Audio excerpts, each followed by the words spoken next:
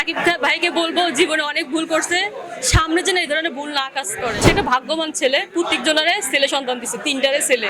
সামনে যাকে বিয়ে করবে তারও ছেলে হবে আমার কাছে মনে হচ্ছে, মেয়ে তার নাই। পরিমণির মনটা আসলে অনেকবার ভাঙছে।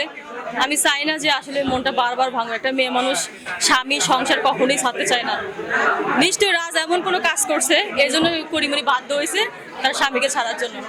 যখন আমি অভিনয় করব তখন আমার সবকিছু বাদ, আমার হাজবেন্ড, আমার বাবা মা, ফ্যামিলি সবকিছু বাদ দিয়ে আমার শুটিংটাই মন দিতে হবে না, কিভাবে অভিনয়টা ফুরাই তুলতে হবে সেই জন্য। এই ক্ষেত্রে আমার মনে হয় কি, যারা নায়িকা হয়ে গেছে অলরেডি তাদের বিয়ে না করাই ভালো, কারণ তাদের বিয়ে টিকবেও না। বিয়ে করলে তো বিয়ে টিকবে না, তো বিয়ে করে লাভ কি?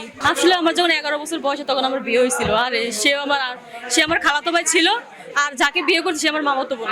আমি জানি না আসলে, তখন আমি বুঝতাম না আসলে। না, আমার বিয়ে একটাই হয়েছে। পরকীয়া, যেখানে পরকীয়া থাকে সেখানে কখনো সংসার টেকানো। আমার সাথে পরকীয়া ছিল না, আমার হাজবেন্ডের আমার বোনের সাথে পরকীয়া ছিল। ওখানে বিয়ে করে ফেলছে। যেখানে দেখলাম সে আমাকে ভালোবাসে না।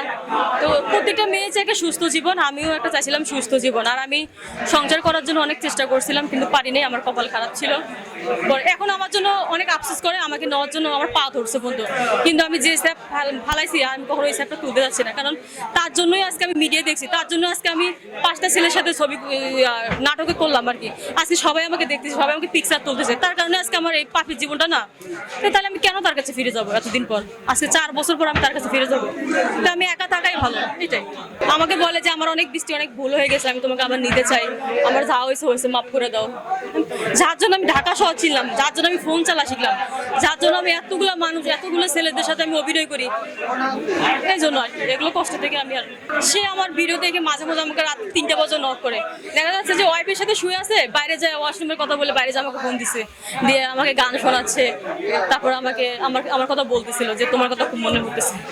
ও হচ্ছে আমার খালাতো ভাই ছিল, ও আমার মামাতো ভাই। সে হচ্ছে হাজবেন্ড হিসেবে বললাম আর কি। এখন সে আমার কেউ না, আত্মীয় হলেও আমি এসব আত্মীয়দেরকে আমি ঘৃণা করি। যে আত্মীয় মানুষের লাইফ নিয়ে খেলা করে, সে মানুষের মর্ম বোঝে না, তাদেরকে আমি ঘৃণা করি। এটা না, আমি মিডিয়ার হতে পারি, আমি মিডিয়ার কাউকে কখনো বিয়ে করবো না, এমনিই করবো না।